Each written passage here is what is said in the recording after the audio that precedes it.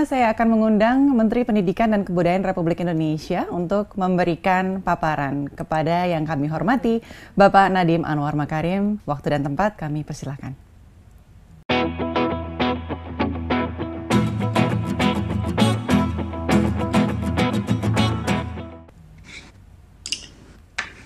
Assalamualaikum warahmatullahi wabarakatuh. Salam sejahtera bagi kita semua. Om Swastiastu, Namo Buddhaya, salam kebajikan, Rahayu. Yang terhormat Menteri Koordinator Bidang Pembangunan Manusia dan Kebudayaan, Bapak Muhadjir Effendi. Yang saya hormati Kepala Badan Nasional Penanggulangan Bencana, Bapak Doni Monardo. Yang diwakilkan oleh juru bicara Satgas, Bapak Wiku Adhisa Smito. Yang saya hormati Menteri Agama, Bapak Yakut Khalil Qomas. Yang saya hormati Menteri Kesehatan, Bapak Budi Gunadi Sadikin. Yang saya hormati Menteri Dalam Negeri, Bapak Tito Karnavian. Yang saya hormati Direktorat Jenderal PAUD Pendidikan Dasar dan Pendidikan Menengah, Bapak Jumeri. Yang saya hormati Ibu dan Bapak Gubernur, Bupati dan Wali Kota. Yang saya hormati Ibu dan Bapak Kepala Dinas Pendidikan dan Dinas Kesehatan, serta para hadirin yang berbahagia. Hari ini merupakan suatu hari yang sangat penting karena kita segera memasuki babak baru. Setelah kita 1 tahun telah berjuang bersama melewati masa yang sangat sulit karena pandemi ini. Sebelum menyampaikan paparan, saya pertama ingin mengucapkan dulu terima kasih sebesar-besarnya kepada Ibu dan Bapak Guru, serta adik-adik pelajar dan mahasiswa yang tetap bersemangat untuk mengajar dan belajar di tengah begitu banyak tantangan. Salah satu tantangan terbesar adalah murid tidak bisa ke sekolah untuk berinteraksi dengan teman dan guru-guru mereka. Selain itu, pembelajaran tatap muka pada kenyataannya memang sulit untuk digantikan dengan pembelajaran jarak jauh. Oleh karena itu, perkenankan kami pada hari ini mengumumkan keputusan bersama 4 menteri tentang panduan penyelenggaraan pembelajaran di masa pandemi COVID-19. Izinkan saya ada sedikit paparan di sini. Ya. Ada 2 bagian dari paparan saya. Yang pertama adalah vaksinasi dan kedua adalah mengenai kebijakan pembelajaran setelah melakukan vaksinasi. Berikut. Alhamdulillah, seperti yang dibilang Pak Presiden, vaksinasi pendidik dan tenaga pendidikan menjadi salah satu prioritas negara dalam upaya akselerasi pembelajaran tatap muka. Ini yang sedang berjalan dan kami ingin mendorong Pemda untuk memastikan bahwa guru itu menjadi prioritas utama dalam pejabat publik dan sasaran vaksinasi ini untuk pendidik dan tenaga pendidikan. Jadi semua orang dewasa yang ada di dalam lingkungan sekolah kita. Vaksinasi ini diberikan untuk seluruh jenjang, baik pendidikan negeri maupun swasta, baik formal maupun non-formal, termasuk juga pendidikan keagamaan. Jadi kami berkoordinasi dengan Kementerian Agama juga. Dan prioritasi vaksinasi ini dilakukan berdasarkan tingkat kesulitan melakukan PJJ atau pembelajaran jarak jauh.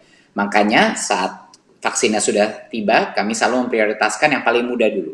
PAUD, SD, SLB, dan sederajat, dan yang juga paling sulit melakukan tatap muka.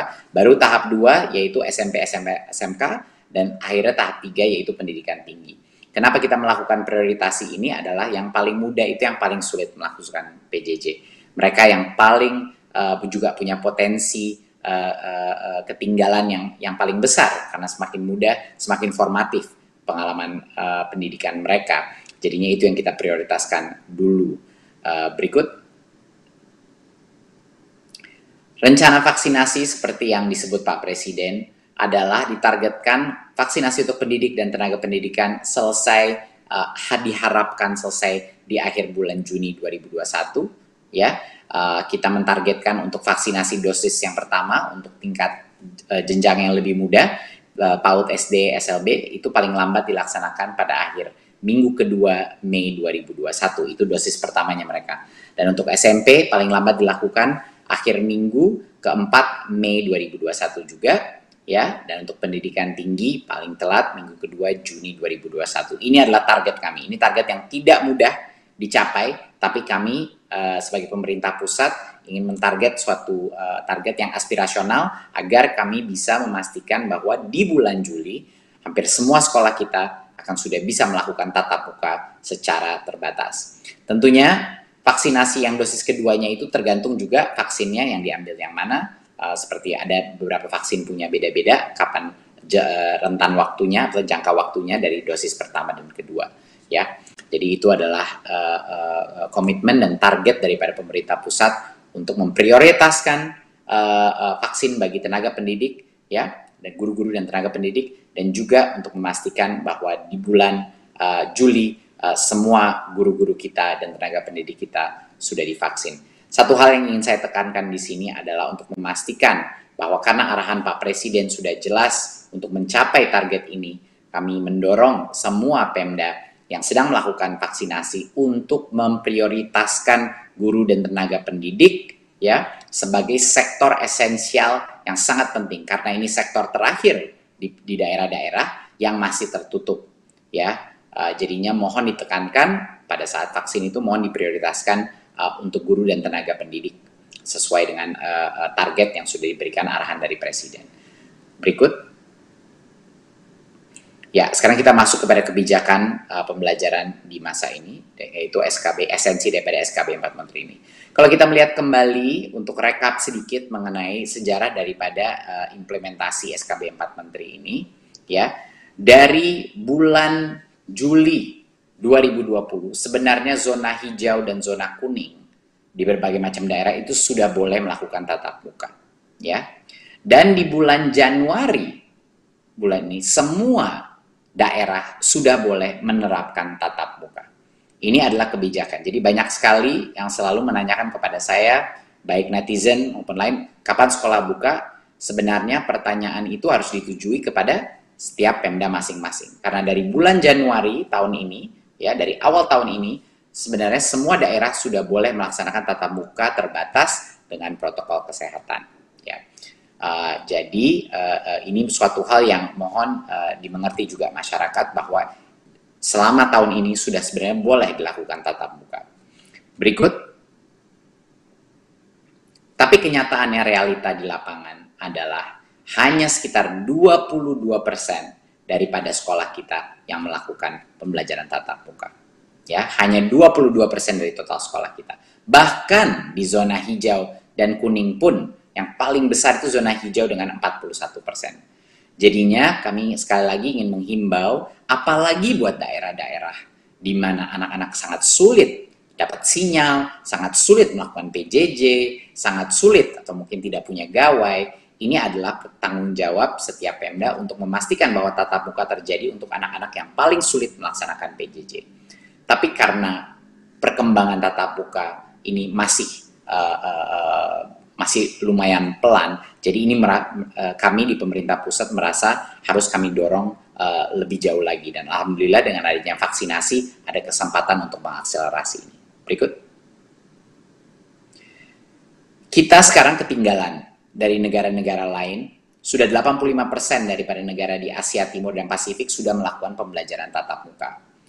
Dan berbagai macam pihak, pakar-pakar dunia seperti Bank Dunia, WHO, dan UNICEF semuanya sepakat bahwa penutupan sekolah ini bisa menghilangkan pendapatan hidup satu generasi. Loss of learning ini real dan memang resiko yang bisa dampaknya permanen. Indonesia sudah 1 tahun hampir mayoritas daripada sekolahnya tidak melaksanakan tatap muka. Jadi ini sudah relatif terlalu lama dan penutupan sekolah ini bisa bukan cuma dampak kepada pembelajaran tapi dampak yang negatif terhadap kesehatan, perkembangan, dan kesehatan mental anak-anak kita. Dan juga jangan lupa untuk orang tuanya juga yang sangat sulit mendapatkan kesempatan ekonomi bekerja di luar karena mereka juga harus mengurus anaknya di rumah. Jadi dampaknya banyak sekali dampak negatif yang ada. Berikut. Yang kita lihat apa yang terjadi di Indonesia. Kita melihat tren-tren yang sangat mengkhawatirkan. Tren anak-anak yang putus sekolah. Kita melihat penurunan capaian pembelajaran, apalagi di mana di area daerah-daerah di mana akses dan kualitas itu tidak tercapai. Jadinya kesenjangan ekonomi bisa menjadi lebih besar. Ya, kita melihat juga banyak orang tua yang tidak melihat peranan sekolah dalam proses belajar membelajar. Jadi banyak dari anak-anaknya ditarik keluar dari sekolah, ya. Dan ada berbagai macam isu-isu kekerasan domestik yang terjadi di dalam keluarga yang tidak terdeteksi kadang-kadang tidak terdeteksi. Jadi resiko dari sisi bukan hanya pembelajaran, resiko dari masa depan murid itu dan resiko psikososial atau kesehatan mental dan emosional daripada anak-anak. Ini semuanya sangat rentan.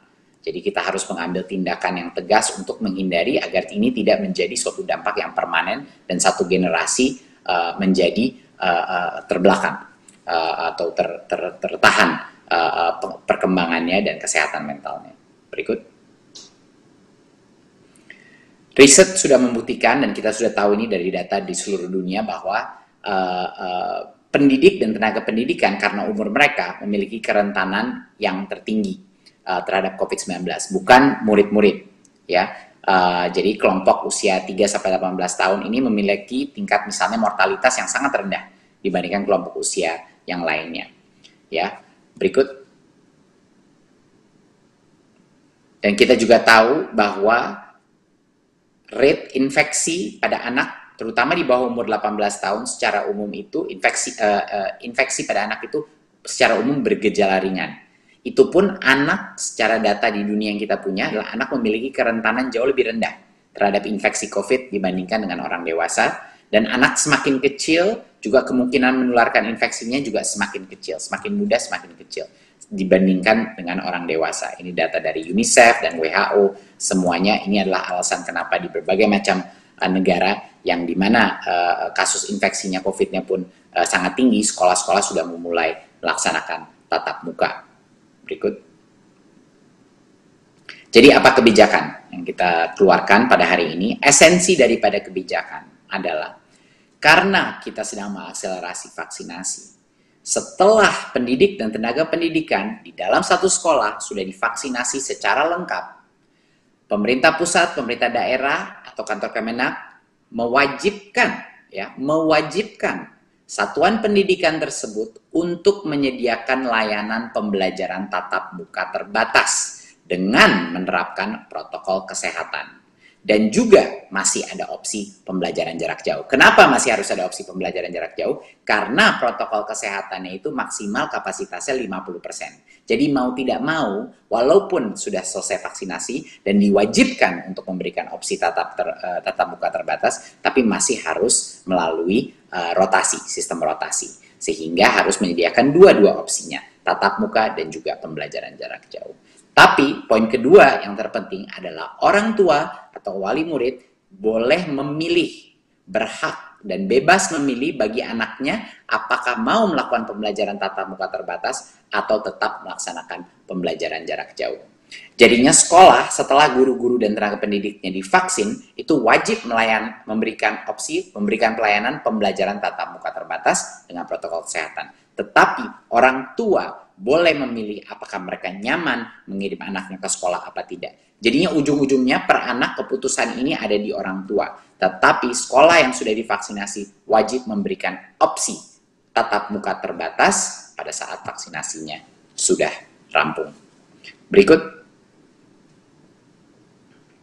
Ya, tentunya satuan pendidikan wajib memenuhi daftar periksa atau checklist sebelum memulai layanan pembelajaran tatap muka. Checklist ini sudah tersebar ke semua sekolah, sudah berbulan-bulan kita tahu sejak zona hijau dan kuning pun dibuka. Ini sama saja daftar periksanya sesuai dengan protokol dari Kemenkes. Ya, pembelajaran tatap muka terbatas ini dikombinasikan dengan pembelajaran jarak jauh, ya, karena harus rotasi. Ya, nanti saya diskusi sedikit, saya akan jelaskan sedikit mengenai apa untuk mengingat kembali apa protokol kesehatannya.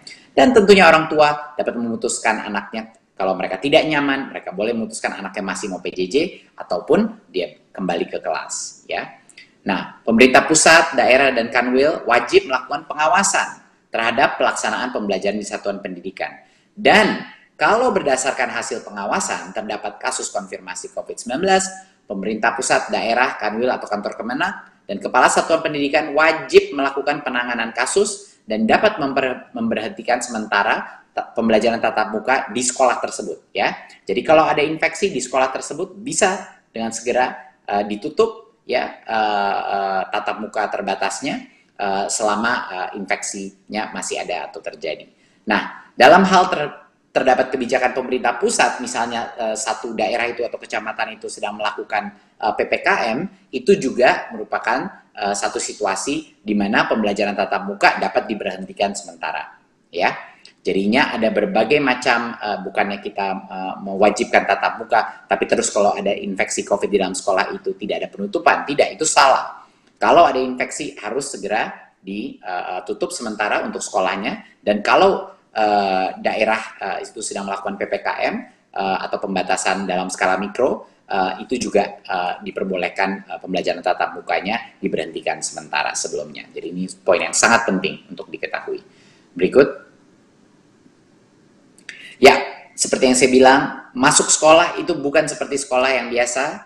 Masuk sekolah dari semua kondisi-kondisi yang terpenting adalah social distancing minimal 1,5 meter, jaga jarak antara bangku-bangku dan kursi, dan maksimal 18 peserta didik per kelas. Karena yang biasanya 36, sekarang 50%, yaitu 18. Apa ini artinya? Artinya sekolah itu kan maksimal daripada sekolah. Jadi sekolah itu boleh bebas memilih. Kalau dia mau melaksanakan tatap muka hanya 2 kali seminggu di dalam sekolahnya, itu diperbolehkan. Dia mau pecah menjadi 3 rombel, dari 1 rombel dipecah 3, silakan. Mau dipecah menjadi 2, silakan. Kita memberikan kebebasan sekolah untuk menentukan bagaimana. Tetapi dia harus mulai. Pada saat vaksinasi sudah selesai, dia harus memulai menyediakan opsi ini.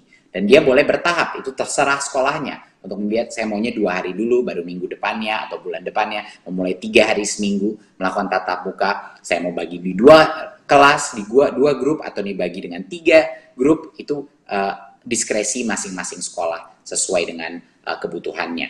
Ya, tentunya jarak minimal itu bisa dipastikan. Jadinya yang kita ingin lihat adalah sekolah sudah mulai latihan melakukan tatap muka, tapi sekolah itu maksimal hanya 50% kapasitas per kelas. Dan tentunya wajib masker, cuci tangan pakai sabun, dan menjaga jarak tentunya menjadi standar protokol kesehatan. Berikut. Protokol-protokol kesehatan lainnya seperti misalnya tidak boleh ada interaksi di kantin, belum bisa beroperasi di masa transisi. 2 bulan pertama itu tidak ada aktivitas di kantin, tidak ada olahraga dan ekstrakurikuler, ya, dan kegiatan lain selain pembelajaran tidak diperkenankan untuk masa transisi. 2 bulan pertama itu pada saat dia mulai tatap muka, ya. Tapi kegiatan pembelajaran misalnya di luar lingkungan, contoh guru kunjung itu seperti biasanya diperbolehkan, ya, tentunya dengan tetap menjaga protokol kesehatan. Jadi ini sangat penting. Masuk tatap muka terbatas ini sama sekali berbeda sama sekolah sebelum pandemi, ya. Tatap muka terbatas itu jauh lebih sedikit muridnya di satu tempat dengan pembatasan jarak yang ketat. Semua harus memakai masker dan tidak boleh ada aktivitas-aktivitas yang menciptakan kerumunan. Berikut. Ya. Peran aktif daripada kepala sekolah, yaitu kepala satuan pendidikan, dan juga pemerintah daerah kantor dan atau Kanwil Kemenak ini sangat dibutuhkan untuk memastikan pembelajaran bisa berjalan dengan aman. Kita ingin semua kepala satuan pendidikan, kepala-kepala sekolah kita secara konsisten memberikan edukasi penerapan prokes, protokol kesehatan di dalam lingkungannya. Dan mereka juga harus memastikan bahwa pembelajaran tatap muka ini terbatas dilaksanakan dengan memenuhi seluruh checklist tersebut. Dan menyiapkan Satgas COVID-19 di daerah masing-masing dan melakukan penanganan kasus jika ada yang terbukti kasus konfirmasi COVID-19. Jadi harus selalu siaga satuan pendidikan kita. Dan tentunya pemerintah daerah, kantor, dan atau Kanwil Kemenak untuk melalui Dinas Pendidikan dan Kesehatan memastikan pemenuhan checklist tadi. Protokol kesehatan itu benar-benar dipatuhi. Melalui Dinas Perhubungan memastikan adanya akses transportasi yang aman, dan bersama Satgas melakukan testing dan tracing jika ada warga satuan pendidikan yang bergejala dan ditemukan kasus konfirmasi yang positif. Dan tentunya melakukan penanganan kasus dan menutup sementara pembelajaran tatap muka di sekolah tersebut kalau ada konfirmasi COVID-19. Jadi marilah teman-teman, marilah semua instansi pemerintahan dan juga instansi pendidikan, mari bersama-sama memastikan setiap anak Indonesia mendapatkan hak belajarnya dengan aman dan selamat.